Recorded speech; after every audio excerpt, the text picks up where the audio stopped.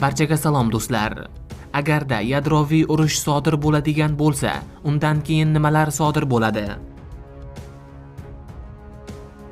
Bugungi dasturimizda yadroviy urushdan keyin nimalar sodir bo'lishi haqida gapirib bermoqchimiz. Tayyor bo'lsangiz, boshladik.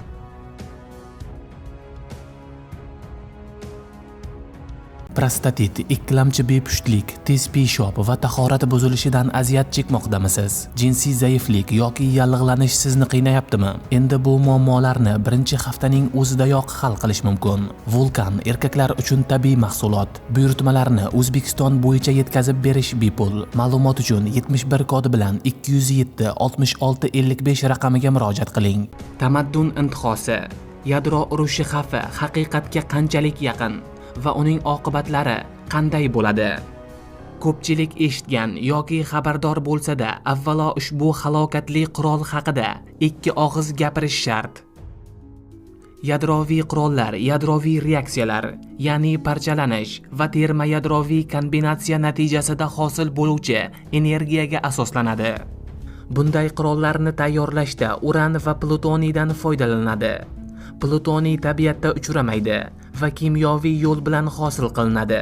Yadroviy qurollar ikki turga bo'linadi: yadroviy va termoyadroviy. Yadroviy quroli o'ta halokatli va ommaviy qirg'in qurolidir. Yadroviy qurol portlaganida zarba to'lqini, yorug'lik emissiyasi, radiatsiya, radioaktiv ifloslanish va elektromagnet impulslarini yuzaga keltiradi. U tashlangan hududda epsentr paydo qiladi va radiusi 5 kvadrat kilometrgacha yetishi mumkin. Epsentrdagi jamiki nafas oluvchi jismlar halok bo'lsa, portlashdan 100 kvadrat kilometrdagi hudud radioaktiv nurlanish va radiatsiya to'lqini sabab mislsiz zarar ko'radi.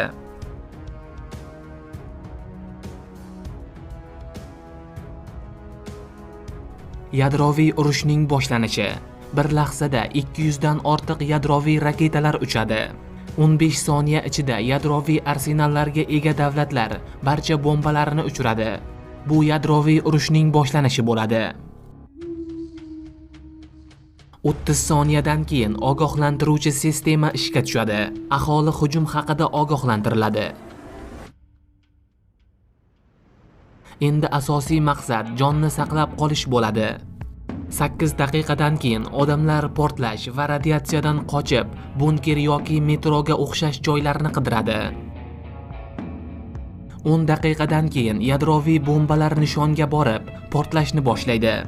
12 daqiqadan so'ng zarba to'lqini zonasiga tushib qolgan atom elektrostansiyalari ham portlashni boshlaydi, hamda epsentrda bo'lgan barcha tirik mavjudotlar portlash, yong'in va qulashlardan bir lahzada halok bo'ladi. 13 daqiqadan keyin binolar qulaydi va shaharlar vayron bo'ladi. 15 daqiqada elektrostansiya va kommunikatsiya ishdan chiqadi, hamda elektromagnet impulsi barcha elektrotexnikalarni ishdan chiqaradi. Yarim soatdan keyin portlash oqibatida suyuqliklar bug'lanib, radioaktiv qora yomg'ir yog'adi. 10 soatdan keyin radioaktiv yomg'irlar va shamollar oqibatida deyarli hamma joyda barcha tiriklikni o'ldiruvchi radiatsiya bo'ladi. 2 kundan keyin radiatsiya darajasi pasayadi, ammo epsentrda yillar davomida saqlanib qoladi. 4 kundan keyin oziq-ovqat yetishmovchiligi boshlanadi. Konservalangan mahsulotlardan tashqari, barcha oziq-ovqatlar radiatsiya tufayli iste'molga yaroqsiz holatga keladi. Bir haftadan keyin barcha ichimlik suvi manbalari yaroqsiz holatga keladi. Faqatgina chuqur quduqlar va alyuminiy bankalaridagi suvlarni ichish mumkin bo'ladi. 2 haftadan keyin yadroviy radiatsiya miqdori 1000 barobar pasayadi. 1 oydan keyin radioaktiv kul butun sayyorani qoplab oladi. Havo harorati 30-40 darajagacha pasayadi va qorong'u qish keladi. 2 oydan keyin odamlar yegulik manbalarining qisqarishi tufayli ochlikdan qiynaladi. 3 oydan keyin Rossiya, Amerika Qo'shma Shtatlari, Buyuk Britaniya, Fransiya, Xitoy va boshqa davlatlarning suv osti kemalari ta'minot yetishmasligi tufayli suv yuzasiga ko'tariladi. 5 oydan keyin kosmonavtlarning asosiy yeguvligi tugaydi va 40 kun avtonom yashashga yetadigan zaxira yeguligiga o'tishadi. 8 oydan keyin kosmonavtlar Yerga qaytishadi yoki koinotda halok bo'ladi. Sog'lom odam uzog'i bilan 2 oygacha yeguliksiz yashashi mumkin. 10 oydan keyin radiatsiya, ikkinchi darajali urushlar, ochlik va kasallik oqibatlarida insonlarning yarmi qirilib ketadi, hamda hayvonot va o'simlik olami ham qisqaradi.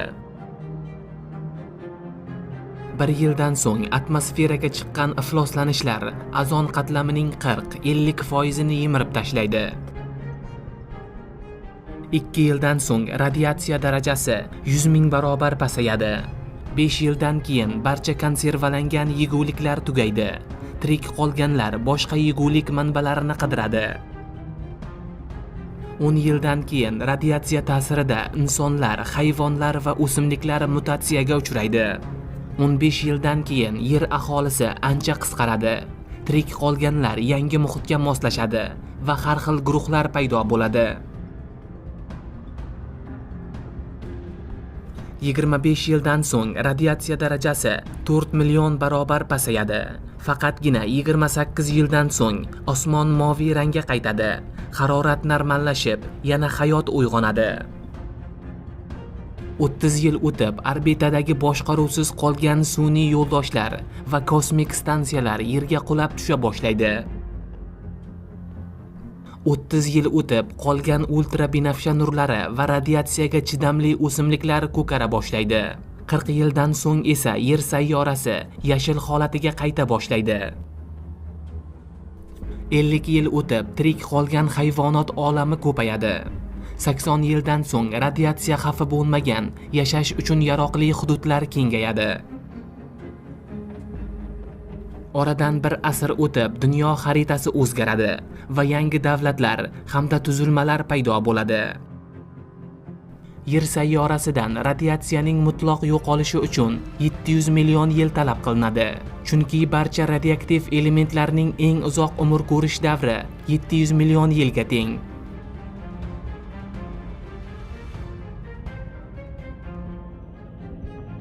Bir 1968 yil Birlashgan Millatlar Tashkiloti yadroviy qurolni tarqatmaslik to'g'risida rezolyutsiyani qabul qildi.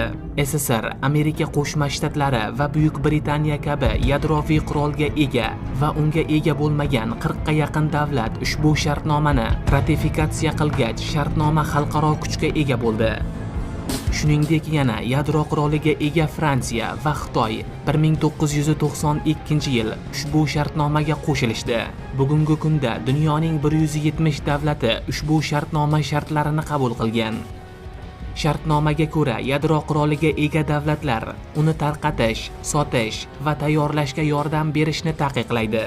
Shuningdek, yadro quroliga ega davlat yadroviy qurolga ega bo'lmagan davlatga ushbu qurol bilan tahdid qilmaslik va uni ishlatmaslik majburiyatini tan oladi.